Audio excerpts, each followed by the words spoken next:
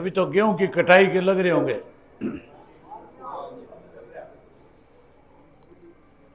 एक फसल तो अभी काट लोगे और एक फसल पक कर के तैयार होगी 25 मई को। ये जो फसल की कटाई कर रहे हो ये तो हर साल आती है, पर 25 मई वाली है जो 5 साल के लिए काटनी पड़ती है। 25 मई वाली फसल काटने से पहले कुछ बातों पे विचार जरूर करना। आज 10 वर्ष हो गए देश में और प्रदेश के अंदर भाजपा की सरकार बने हुए।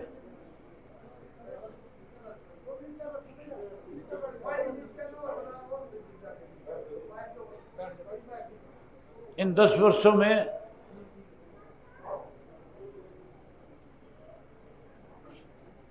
भारतीय जनता पार्टी की तरफ से जो जो वायदे आपके साथ किए गए,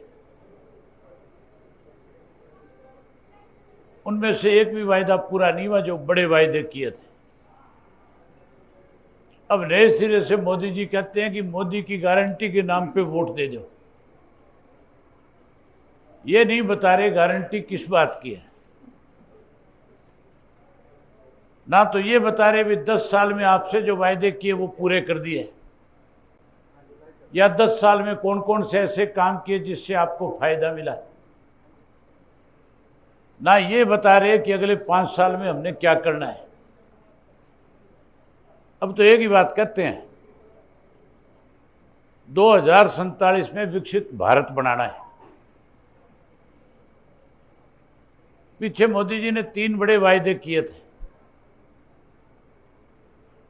एक वायदा किया था कि 15-15 लाख रुपए हर व्यक्ति के खाते में डलवाऊंगा।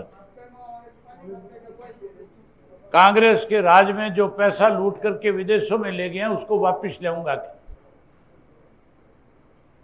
और हर एक को 15-15 लाख दूंगा। 15-15 लाख मिले कि नहीं मिले?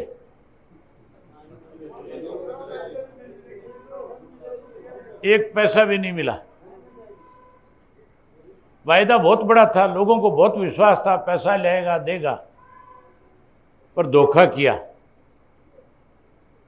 दूसरा वायदा किया किसान के साथ, एमएसपी का कानून बनाऊंगा। उसके साथ साथ कह दिया था कि स्वामीनाथन की रिपोर्ट लागू कर दूंगा, और ये भी कहा था कि 2022 में तुम्हारी फसल के दाम 2 गुना कर दूंगा। एमएसपी का कानून बनाया नहीं। अगर एमएसपी का कानून बना होता तो फिर आपको आपकी सूरजमुखी के दाम पूरे मिलते कि नहीं मिलते? पिछले साल सूरजमुखी सस्ते में बेचने पे मजबूर होना पड़ा कि नहीं होना पड़ा?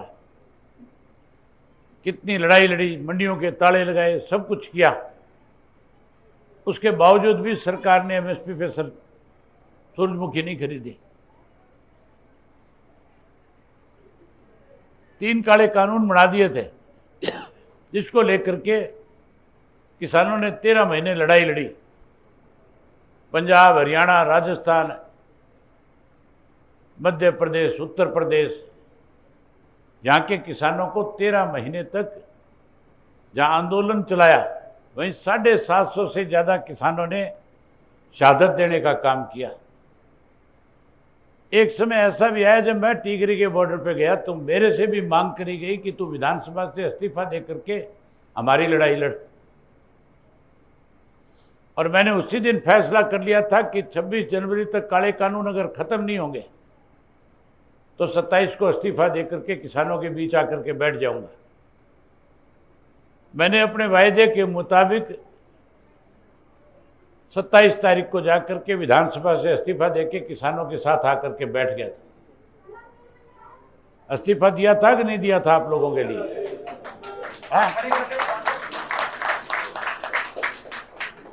किसी और ने भी दिया क्या इस्तीफा? इस देश में 4200 एमएलए हैं।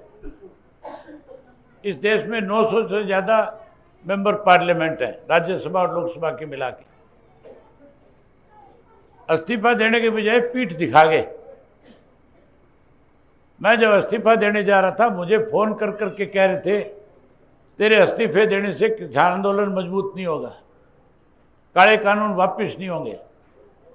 मैंने उनसे कहा था अगर तुम किसानों के हितैषी हो तो मेरे साथ तुम भी चलो, इस्तीफा दे दो।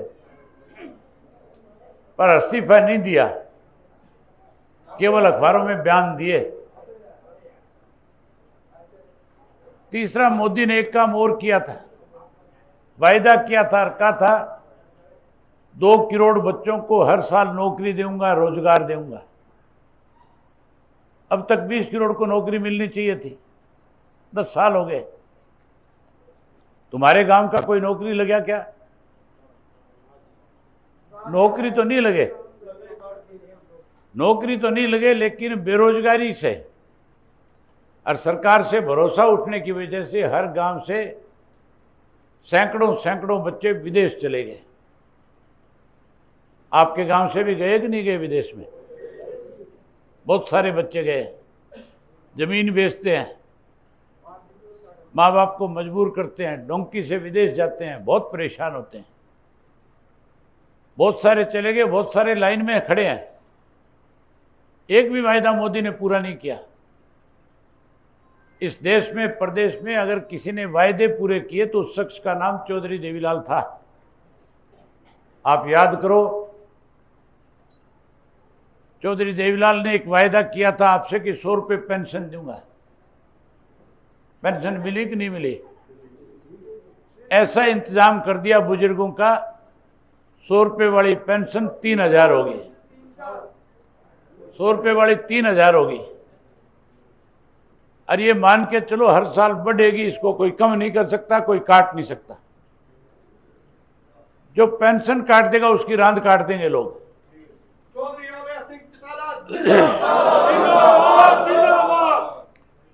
चौधरी देवीलाल ने वायदा किया था आपसे कि 10-10 हज़ार के कर्जे माफ करूंगा, किसान के, गरीब आदमी के, मजदूर के, छोटे दुकानदार के।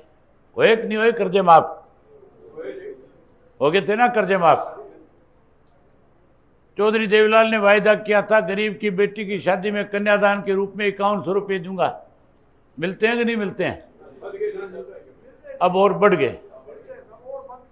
5100 शुरू उन्होंने किए थे, गारंटी तो थी चौधरी देवीलाल की। मोदी का तो फरेब है, झूठ है। अब कहते 400 पार करेंगे। उम्मीदवार है ही नहीं चुनाव लड़ाने के लिए। उम्मीदवार तो उधार में मांग के ला रखे। ये जिंदल उधार में लाया हुआ है कि नहीं है? कांग्रेस में था पहले, तो 10 साल राजनीति छोड़ गया था, अपने कारोबार में लग गया था। अब इसको लेकर के आए हैं। पहले इससे चंदा लिया और चंदा लेने के बाद इसको कोयले का चोर बताया। मोदी कहता था कि नहीं कहता था ये कोयले का चोर है, 40,000 करोड़ का कोयला खा गया। अब इसको वॉशिंग मशीन में से निकाल के लाए हैं, धो के लाए हैं दोबारा। अब कहते हैं साहूकार बन गया, अब ये चोर नहीं है। अब इसको जबरदस्ती चुनाव लड़ा रहे हैं। ये लड़ना भी नहीं चाहता था। एक और खड़ा है, आप पार्टी का है। पंजाब में आम आदमी पार्टी की सरकार है कि नहीं है? हमारा जो एसवाईएल का फैसला सुप्रीम कोर्ट से आया है, हमें एसवाईएल का पानी मिलना चाहिए कि नहीं मिलना चाहिए? मिलना चाहिए। पंजाब की सरकार कहती है नहीं देंगे, एक बूंद भी पानी नहीं देंगे। कहता है कि नहीं कहता है भगवंत मान? अगर वो तुम्हें एक बूंद पानी नहीं देता तो फिर वोट किस बात के मांगते हैं? फिर तो हमारा वोट भी नहीं मांगना चाहिए। जो पानी नहीं दे उसको वोट दे दोगे क्या? बोल के बताओ, दोगे कि नहीं दोगे? जब आए तो पूछना हमारा पानी कहाँ है, वोट मांगने तो आगे। और मेरे लिए कहते हैं वोट काटने आया क्या? मैं वोट काटने वाला हूं कि तुम्हारी आवाज उठाने वाला हूं? है आवाज उठाने वाला हूं, तो अपने पर्याय की पहचान कर लो। जब तक अपने पर्याय की पहचान नहीं करोगे तब तक इस किस्म के लोग दाव लगाने के लिए आते रहेंगे। जिस दिन अपने पर्याय की पहचान कर लोगे उस दिन हमें आपसे आकर के वोट नहीं मांगने पड़ेंगे, फिर तो अपने आप वोट दे दोगे। फिर ये जो मेरे सामने लड़ने वाले हैं ये फार्म नहीं भरने आएंगे, फिर ये नाम नहीं लेंगे इलेक्शन लड़ने का। चौधरी छोटू राम कहते थे कि दो बात सीख लो, एक बोलना सीख लो, एक दुश्मन पहचान लो। बोलना तो सीख गए, बच्चे पढ़े लिखे हो गए, पर दुश्मन को भी नहीं पहचान पाए। 10 साल हुड्डा मुख्यमंत्री रहा, 9.5 साल तक मनोहर लाल खट्टर मुख्यमंत्री रहा। 19.5 साल में कभी एक दोनों में से कोई सा भी तुम्हारे गांव में आया क्या? हुड्डा आया तुम्हारे गांव में? और मनोहर लाल खट्टर, चौधरी देवीलाल आए कि नहीं आए? और चौटाला साहब आए कि नहीं आए?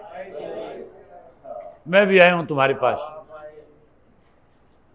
हम तो आपके पास आते हैं, सरकार होती है तो तुम्हें सुविधा प्रदान करते हैं, जब सत्ता से बाहर हो जाते हैं तो फिर तुम्हारी लड़ाई लड़ते हैं, फिर तुम्हारे साथ कंधे से कंधा मिला करके चलते हैं। जो कभी आए नहीं वो कहते हैं कि हमें लोकसभा में भेज दो, विधानसभा में भेज दो। इस बात की पहचान करना तुम्हारा काम है।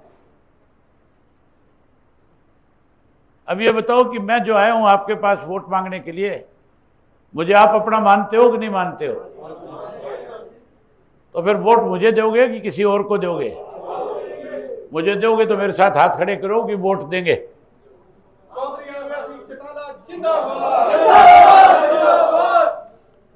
मैं वोट काटने नहीं आया, मैं तो जैसे विधानसभा में तुम्हारी आवाज उठाता हूं वैसे लोकसभा में आवाज बढ़ने के लिए आया हूं तुम्हारे पास। तुम्हारी लड़ाई लड़ूंगा लोकसभा में, किसान की आवाज को बुलंद करूंगा, आने वाली विधानसभा में थारी सरकार बना करके अनेक सुविधाएं तुम्हें देने का काम करूंगा। जहां तुम्हारी आवाज बनूंगा, जहां तुम्हारे वोट का मान सम्मान करूंगा, वहीं जो मुझे वोट काटने वाले कहते हैं इनकी रांद काट दूंगा जड़मूल। इनकी रांद कटनी चाहिए कि नहीं कटनी चाहिए?